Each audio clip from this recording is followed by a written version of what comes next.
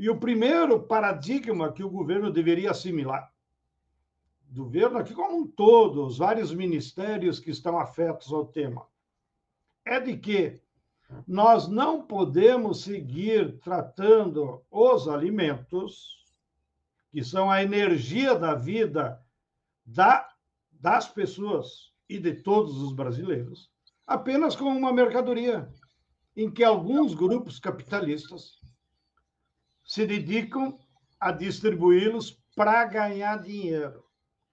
A nossa tese é que alimento não é mercadoria. Alimento é um direito, porque todo ser humano depende dele, dessa energia.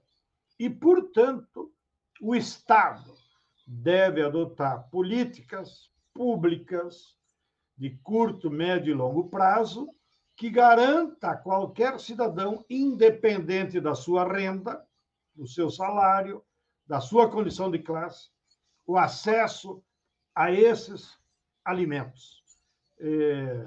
E a partir dessa concepção de que alimento não é mercadoria, que alimento não pode ser objeto de lucro, não?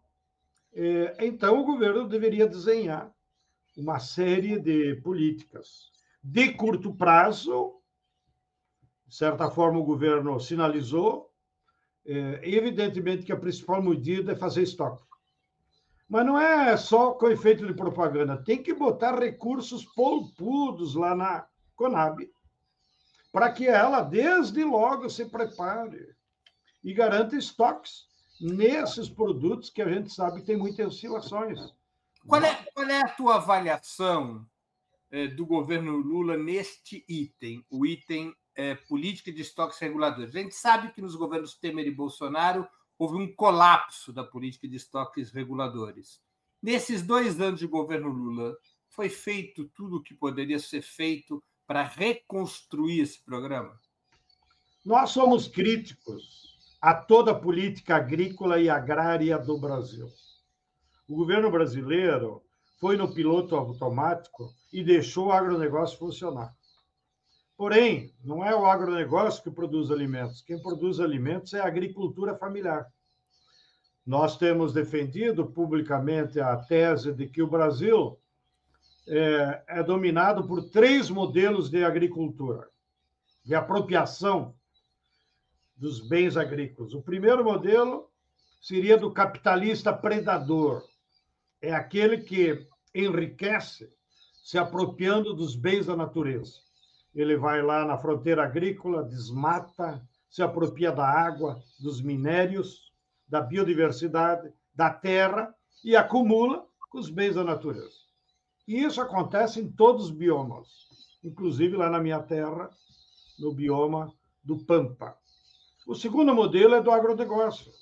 O agronegócio utiliza muito capital intensivo na forma de sementes transgênicas, de máquinas, de agrotóxicos, mas ele, apesar da tecnologia moderna, ele só produz commodities agrícolas para exportação.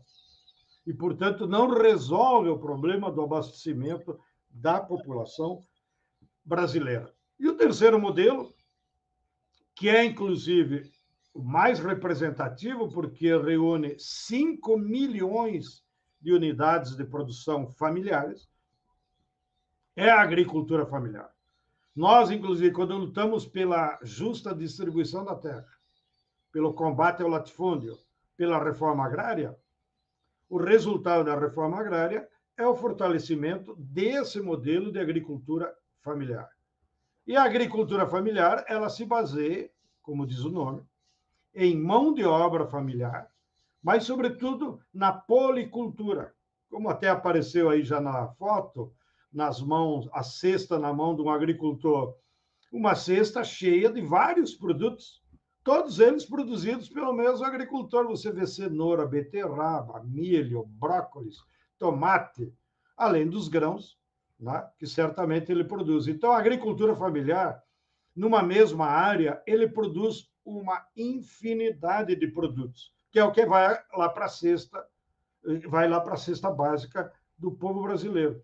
Então, o governo deveria se preocupar com isso, com a agricultura familiar, e deixe o agronegócio para o mercado e combata o capitalismo predador na fronteira agrícola e que está acabando com todos os biomas brasileiros. Nós temos hoje, segundo o INPE, Breno, 55 milhões de hectares degradados, completamente improdutivos, que têm pastagem ou área abandonada, que foram abandonados pelo agronegócio e que agora eles querem bilhões, inclusive vão lá na COP30, para ver se consegue acesso de bilhões de dólares sem juros, para eles poderem investir de novo nessas áreas. Então, o agronegócio cobra um custo ambiental muito grande, porque ele é monocultor. Ele só produz ou soja, ou cana, ou algodão, ou milho, ou a pecuária bovina extensiva. Então, o governo tem que focar a sua política agrícola no fortalecimento da agricultura familiar, começando por um amplo programa de reforma agrária que poderia, então, justamente colocar camponeses pobres que estão lá com a sua força de trabalho sobre essas áreas que estão degradadas em todo o país. Segundo, o governo tem que largar mão dessa burrice de que o Pronaf é o melhor crédito que tem, digo, o Plano Safra é o melhor crédito que tem. Eu não estou te ouvindo. O Pronaf é o Programa Nacional de Agricultura Familiar, só para que a nossa audiência acompanhe. Exatamente. O Pronaf é um crédito rural que já existe historicamente, desde a época do Fernando Henrique Cardoso, e o governo se contenta como política, como se isso fosse suficiente para o agricultor familiar. Bom, nós temos 5 milhões de agricultores familiares. Tem acesso ao Pronaf 20% apenas. 1 milhão de contratos a cada ano. Por quê? Quem acessa o banco é aquele agricultor que já está integrado no mercado, na agroindústria. Né? E, portanto, às vezes as próprias agroindústrias é que acessam o crédito lá no Banco do Brasil e em outros bancos. O fundamental para a agricultura familiar é nós ter um poderoso programa de compra antecipada de alimentos, que é o PA, que é administrado pela Conab. No segundo mandato do Lula, chegou a se aplicar 4, 5 bilhões, olha, há 15 anos atrás. Né? A valores nominais da época. Da época. Ou seja, hoje seria quase que o dobro, em termos reais. 10 bilhões. E a Conab chegava a comprar 367 tipos diferentes de alimentos. Comprava, fazia o contrato com o agricultor e ele entregava aonde a Conab destinasse, num hospital, num quartel, numa cadeia, numa escola, né? Ou até, quando é o caso de grãos, nos armazéns da Conab. O PA é o principal instrumento de política agrícola que pode garantir o aumento da oferta de alimentos. Hoje, qual é o valor do PA? O ano passado gastaram 700 milhões. Uma merreca. 60 mil famílias de agricultores entregaram para a Conab, de 5 milhões. Qual é a previsão orçamentária para 2025? Para o ano que vem, eles estão eufóricos. Então, para esse ano, já estão dizendo que vai ultrapassar 1 bilhão. Merreca.